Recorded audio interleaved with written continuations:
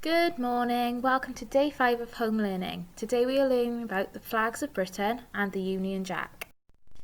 The first task that I'm going to ask you to do is to match the flag.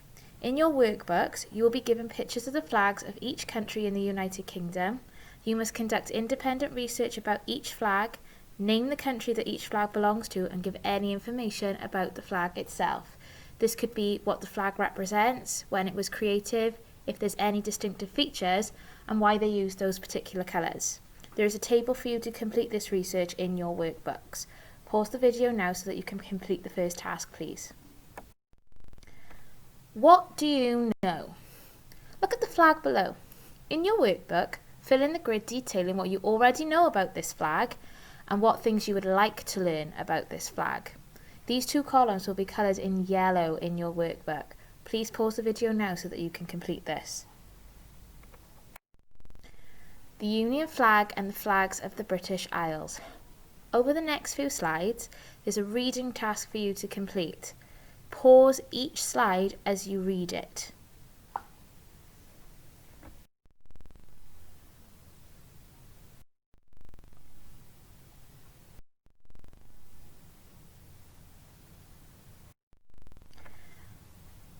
You should have now read each slide. This is also available in your workbooks.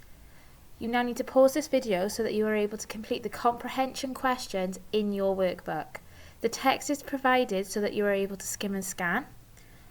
Then, once that you've completed the comprehension questions, I would like you to refer back to your KWL grid and fill in the blue section titled What I Have Learned. Please pause the video now so that you can do this. Create your own Union flag. Over the years, there have been many reimaginings of the Union Jack. Today, you're going to create your own reimagining of the Union Jack, and as an extended challenge, try to incorporate Wales into the flag. You can do this on paper, or you can use computer software.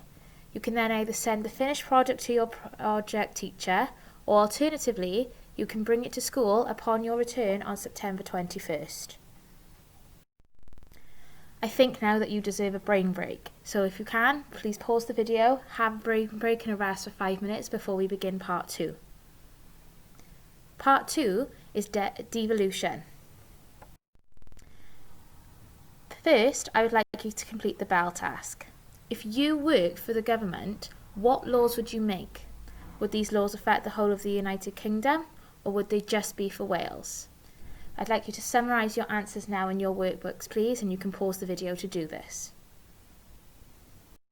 So, you might be wondering, what is devolution? There are currently 3 devolved administrations in Whitehall in the UK. Each devolved administration has different powers depending on where they are. Devolution could be defined as the transfer of power from the UK Parliament, Whitehall, to the Welsh Assembly, Northern Ireland Assembly, and the Scottish Parliament. In Wales, agriculture, education, environment, health and social welfare, housing, local government, fire and rescue, highways and transport, and economic development are devolved. Areas that are not devolved are defence, economic policy, foreign policy, energy and immigration. This means that in areas where this is concerned, the UK Parliament has the power to make the decisions. Wales became devolved in 2006. And it can now create its own laws, which we know as measures.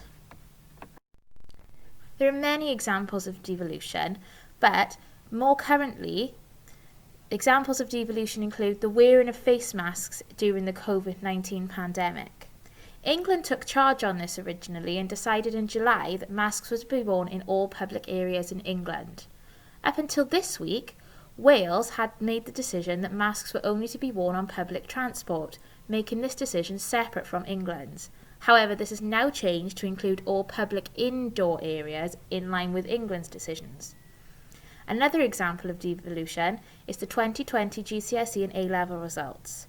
After the failings in awarding A-level results based on a formula created by government professionals, the Scottish Parliament decided that they would overturn this and allow the children to be awarded the grades given by their teachers.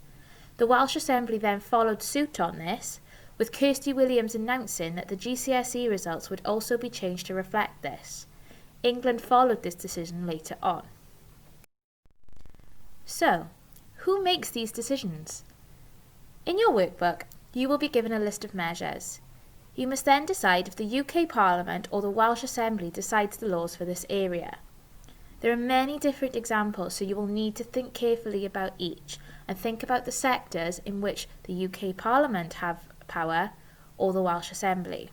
The laws are as follows: free school meals for all pupils, armed forces staff to have a pay rise, more dentist jobs to be created, building a new power station, sending money abroad to Haiti, building a new flood defence system in Cardiff Bay, creating jobs for asylum seekers, building the Newport Relief Road, new fishing permits for Cardiff Bay, and building a new fire control centre in North Wales.